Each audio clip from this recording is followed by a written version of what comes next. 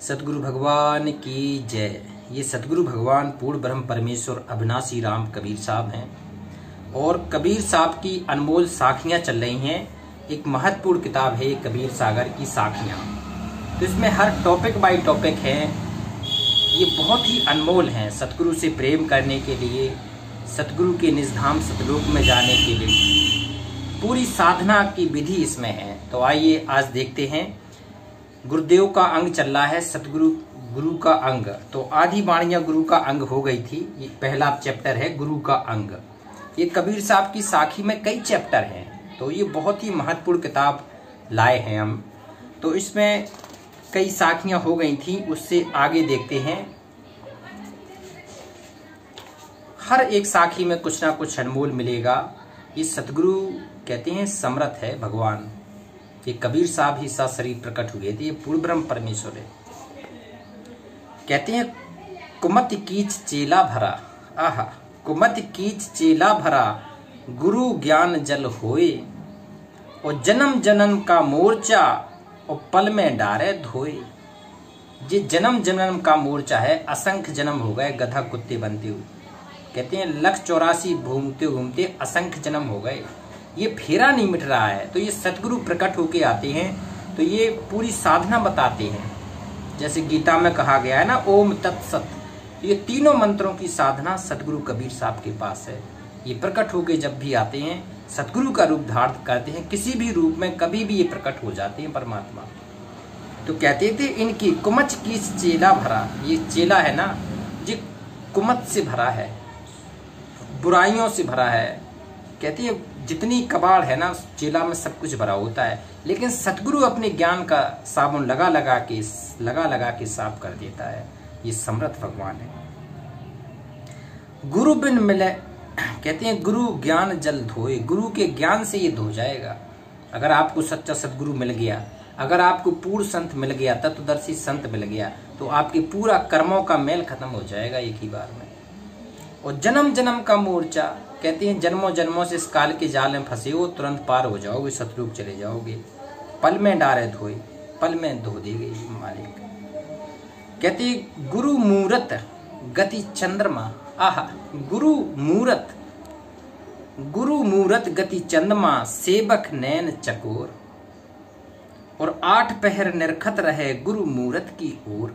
देखो इसमें प्रेम झलकता है कि वास्तव में सतगुरु से कैसे प्रेम करना चाहिए। एक भगत को, एक शिष्य को, एक साधक को कैसे प्रेम करना चाहिए। जैसे कि चकोर पक्षी होता है। कहते हैं प्रेम तो ऐसा कीजिए जैसे चंद्र चकोर, और भुई टूट, कहते हैं घीस टूट भुई पे गुरे, और नरखे बाही ओर।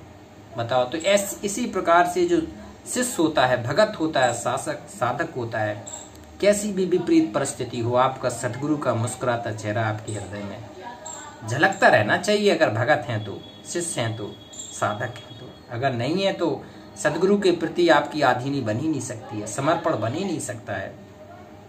तो कहती हैं गुरु मूरत गति चंद्रमा, चंद्रमा की तरह जैसे चकोर देखता है ना, उसी तरफ से सतगुरु का मुस्कुराता चेहरा हमेशा भगत को देखते रहना चाहिए। और सेवक नैन चकोर, आहा चकोर पक्षी की तरह भगत को देखना है। और 8 पहर निरखत रहे, 8 पहर सतगुरु के चेहरे को भगत देखता रहना चाहिए। जैसे चकोर चंद्रमा को 8 पहर देखता रहता है, प्रेम करता है ना, सतगुरु से सच्चा प्रेम करता है, वो भगत देखता रहेगा जैसे चंद्रमा से सच्चा प्रेम चकोर पक्षी करती है। गुरु मूरत की ओर, तो इसी प्रकार से सतगुरु के प्रति प्रेम करना है। कहे कबीर तज भ्रम को, आहा कबीर साहब कहते हैं तू अपनी भ्रम को मिटा दे। कहे कबीर तज भ्रम को, और नन्ना है कर पीव, और तज अहम गुरु चरण गहूं, और जम सो बाचे जीव। देखो कहते हैं तज भ्रम कैसे मिटेगा। सतगुरु के सच्चे ज्ञान से भ्रम मिटेगा। बिना सच्चे सतगुरु के ज्ञान से ये भ्रम मिट ही नहीं सकता है, ये अज्ञान मिट ही नहीं सकता है।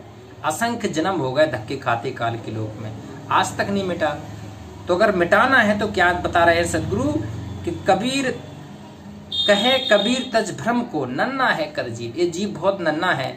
भ्रम को छुटाने के लिए सतगुरु के प्रति प्रेम समर्पण और सच्ची आधीनी से सत्संग सुनना चाहिए, सतगुरु के वचनों को सुनना चाहिए, तब ये हटेगा।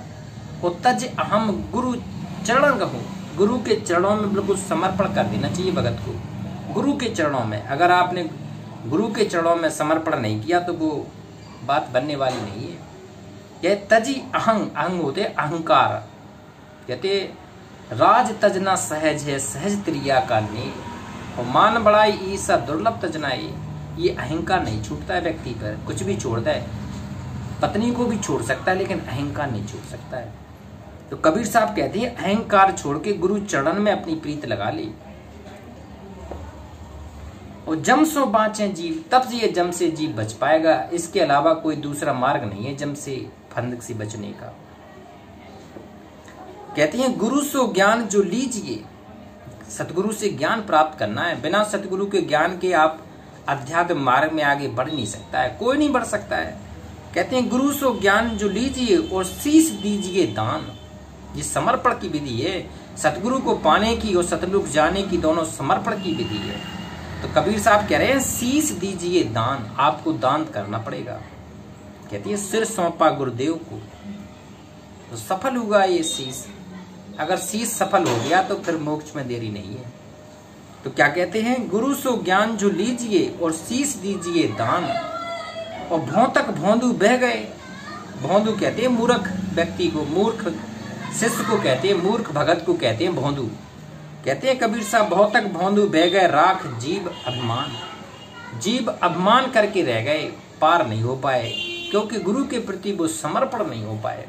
तो गुरु के प्रति अगर समर्पण हो जाए तो भगत रहेगा नहीं, वो साधक शिष्य रहेगा ही नहीं, वो पार हो ही जाएगा। अभिमान छोड़ना पड़ेगा, बिना अभिमान के नहीं हो सकता कुछ भी। कहते हैं गुरु गोविंद दो एक हैं।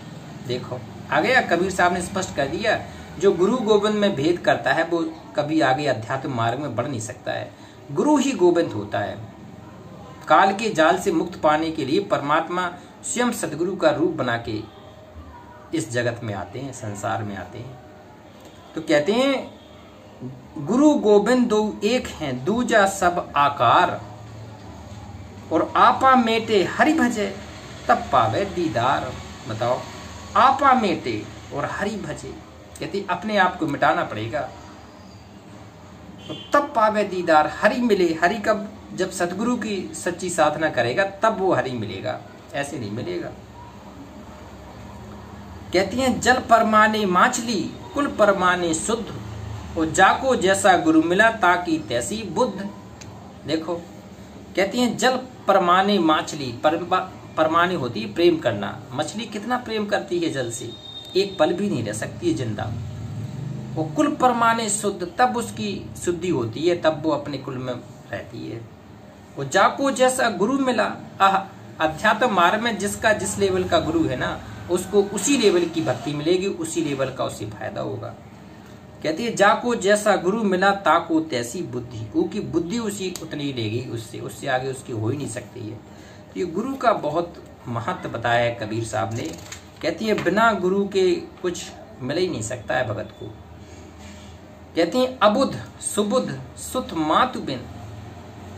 क्या कहती है अबुध सुबुध सुत मातु पितु।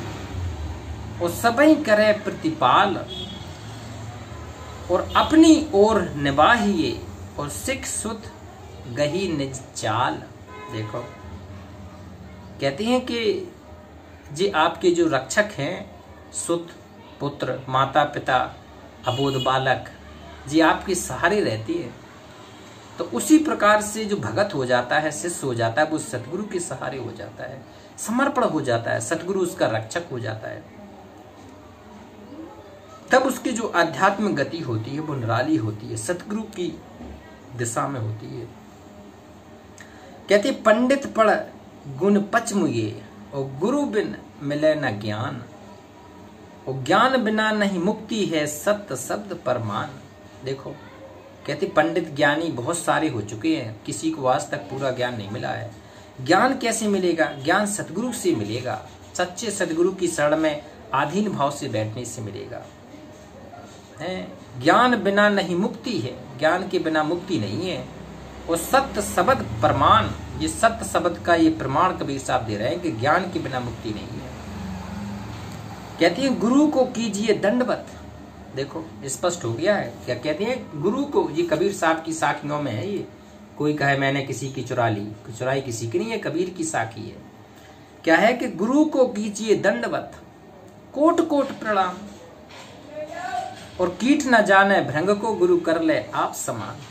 देखो ये कबीर साहब का दुआ है कि गुरु को कैसे, अगर गुरु को क्या करना है, गुरु को चढ़ हाथ से छूना नहीं है, लेट के दंडवत प्रणाम करना होता है गुरु को। कहते हैं गुरु को कीजिए दंडवत और फिर कोट कोट प्रणाम, करोड़ों बार चरणों में बैठ के प्रणाम करना होता है सतगुरु को, तब वो भगवान प्रसन्न होता है सतगुरु। ऐसे नहीं है कि वैसे ही फॉर्मेलिटी कर दो, ऐसा नहीं। गुरु को कीजिए दंडवत और कोट कोट प्रणाम, और कीट न जाने भृंग को, भृंग होता था पहले, पक्षी भनभनाता रहता था भृंग, और गुरु कर ले आप समान। भृंग की क्या विशेषता होती है? भृंग होता था वो एक साधारण से जीव को लाकर उसको चारों ओर मिट्टी चढ़ा देता था, और उस मिट्टी के आगे उसको भिन्न भिन्न करता रहता था भृंग। तो वो साधारण सा जीव भी उसी भृंग की जैसे भिनभिनाने लगता था पहले, आज भी भिनभिनाता है। तो कहते हैं गुरु भी उसी प्रकार से अपने भगत को कर लेगा कि वो भी भिनभिनाना शुरू हो जाएगा, वो रुकेगा ही नहीं, डटेगा ही नहीं। जैसे हमें गुरु ने ज्ञान दिया तो हम भी भिनभिनाएंगे। ये पहचान होती है सच्चे भगत की, वो रुक नहीं सकता है। अगर सच्चे गुरु ने आपको ज्ञान दे दिया है तो आप बिना कहे रुक ही नहीं सकते हैं। ये अच्छे भगत की क्वालिटी होती है कि भगवान ने जो मकसद होता है वो पूरा हो जाता है। क्या करते हैं? गुरु का मकसद होता है भगत को अपनी जैसा बनाना ज्ञान में। कहती है कीट न जाने भृंग को गुरु कर ले आप समान, अपनी समान जैसा ज्ञानी तत्व ज्ञानी बना देगा। लेकिन भगत होगा कैसे? सतगुरु के चरणों में समर्पण रहेगा, तब परमात्मा का काम हो जाता है। तब कहते हैं ज्ञान समागम प्रेम सुख, आह ज्ञान समागम प्रेम सुख, और दया भक्ति विश्वास, और गुरु से बातें पाइए सतगुरु चरण निवास। देखो आ गया ज्ञान समागम। ज्ञान जब तत्वदर्शी संत का जो ज्ञान होता है ना, जब पूर्ण संत ज्ञान देता है ना, तो उसमें जो प्रेम झलकता है वो अनुपम है, उससे उत्तम कुछ हो ही नहीं सकता है। ज्ञान समागम प्रेम सुख, दया भक्ति विश्वास, दया बढ़ेगी आपकी, भक्ति बढ़ेगी आपकी, विश्वास बढ़ेगा सतगुरु के चरणों में। और गुरु सेवा ते पाइए, गुरु सेवा से क्या क्या मिलेगा? सतगुरु चरण निवास, सतगुरु के चरणों में निवास मिलेगा। बताओ अगर सतगुरु के चरणों में निवास ही हो गया तो फिर मांगना क्या है? फिर तो मांगने की जरूरत ही नहीं, सब सुख मिल गए, सर्वस्व मिल गया, मोक्ष मिल गया। कहती है मूल ध्यान गुरु रूप है। मूल ध्यान क्या है? सतगुरु का रूप है। और मूल पूजा गुरु पांव, मूल पूजा क्या है? सतगुरु के चरणों की पूजा से बड़ी कोई पूजा नहीं है। कबीर साहब कह रहे हैं कि सतगुरु के चरणों की पूजा, सतगुरु के चरणों की रज भी अगर शीश पे लग जाए ना तो भगत पार हो जाता है। कहती है मूल ध्यान गुरु रूप है। ध्यान किसका करना है? सतगुरु के रूप का करना है, सुंदर चेहरे का करना है। और मूल पूजा गुरु पांव, मूल पूजा है सतगुरु के पांव की। और मूल नाम गुरु वचन है। नाम क्या है? गुरु के वचन है। गुरु के एक एक वचन पे कहते हैं अंतिम सांस तक दृढ़ रहना है। मूल नाम गुरु वचन है और मूल सत्य सतभाव। मूल सत्य क्या है? आप हमेशा सतभाव में रहिए, हमेशा सतगुरु के आदेश में रहिए, प्रेम में रहिए। आपके चेहरे में प्रेम झलकना चाहिए, नफरत होनी नहीं चाहिए किसी के प्रति। कहते लक्ष्य कोष जो गुरु बस है, 1,00,000 कोष अगर गुरु बस है ना, और दूजे श्रुत पठाए, तब भी सदगुरु के ही ध्यान में रखना है आपको। और शब्द तुरी असवार है छिन आवे पल जाए, तब वो सतगुरु प्रसन्न हुआ आपसे। सब धरती कागज करूं आहा, और लेखनी करूं बन राय, और 7 समुद्र की मसी करूं गुरु गुण लिखा ना जाए। कि सब धरती को तो आप कागज बना लो, और लेखनी जितनी है वो सब बुरी बनवा, जो कलम है ना पूरा बन की लकड़ी लाके बना दो, और 7 समुद्र की स्याही बना दो, तब भी गुरु का गुण नहीं लिख सकता है कोई भी। इतना परमात्मा तुल्य है हमारा गुरु। कहते हैं गुरु मूरत आगे खड़ी आहा, और द्वितीय भेद कछु ना है, और उन्हीं को प्रणाम कर सकल तिमर मिट जाए। गुरु के अलावा किसी को प्रणाम भी नहीं करना है, भगवान तक कोई प्रणाम नहीं करना है। गुरु समर्थ अगर भगत गुरु मिल जाए ना, तो इसमें स्पष्ट लिखा है कि गुरु मूरत आगे खड़ी। जब गुरु की परमात्मा की मूरत आपके आगे खड़ी है और द्वितीय भेद कछु ना है, दूसरा कोई भेद नहीं है फिर, और उन्हीं को प्रणाम कर, उन्हीं को प्रणाम करना है। सकल तिमिर मिट जाए। तिमिर मतलब होता है अंधकार। ये कर्मों के अंधकार सकल सभी मिट जाएंगे आपके। कहती हैं जो गुरु पूरा होए, तो देखो पूरे गुरु की बात आ रही, ऐसे लफंडानों की बात नहीं आ रही कि पीले बस दाढ़ी बना ले, ये कुछ नहीं है। कहती है जो गुरु पूरा होए तो शीश ही ले निभाए। तुरंत उसके चरणों में दंडवत प्रणाम ठोक देना चाहिए, शीश निभाना चाहिए। और शीश भाव सुत जानिए और सुत्ते श्रेष्ठ शिष्य आए। तब वो फायदा मिलेगा ना शिष्य भाव का। जो भाव अपने गुरु के प्रति बनेंगे वो अमोल होंगे, अनमोल होंगे। गुरु को सिर पर राखिए। आहा, सतगुरु से महत्वपूर्ण आपकी जिंदगी में कोई व्यक्ति नहीं होना चाहिए अगर पार होने वाली साधना करना है। कहते हैं गुरु को सिर पर राखिए और चलिए आज्ञा मान। आज्ञा मान के अगर जो निकल जाए ना, तो कह कबीर दास को 3 लोक भय ना है। 3 लोक में उसका कोई भय नहीं रहेगा। केवल गुरु को सिर पर रख के सतगुरु के प्रेम का जयकारा लगा दी जाएगी। ये बंदी छोड़ कबीर साहब के जयकारा लगाते हुए जाएगा ना, जो सत कबीर भगवान का जयकारा, गुरु भगवान का जयकारा लगा के जाएगा, 3 लोक में उसको कहीं भय नहीं है। फिर कहते हैं कोटन चंद्रमा उगही और सूरज कोट हजार, और तिमर तो नासे नहीं और बिन गुरु घोर अंधकार। देखो तिमर होता है अंधेरा, बिना करोड़ों जो चंद्रमा चाहे उग जाए, सूरज कोट हजार उग जाए, और तिमर तो नासे नहीं। तिमर होता है अंधेरा, भगत का नहीं कर सकता है जब तक कि उसको गुरु ज्ञान से उसके अंधकार को दूर नहीं करे। लो लागी बिस भागिया और कालख डारी धोए, कहे कबीर गुरु सावन सो कोई एक उजल हो। कोई एकाध ही उस सावन से उजल हो सकता है। जो लागी बिस भागिया, जो अगर आपकी सतगुरु से प्रति लगन लग गई है, लगन ऐसी होना चाहिए कि टूट ना पाए। और कालख डारी धोए, जितनी कालख पुती थी चेहरे पे, कर्मों की कालख जितनी आत्मा में संचित थी वो सब धुल गई।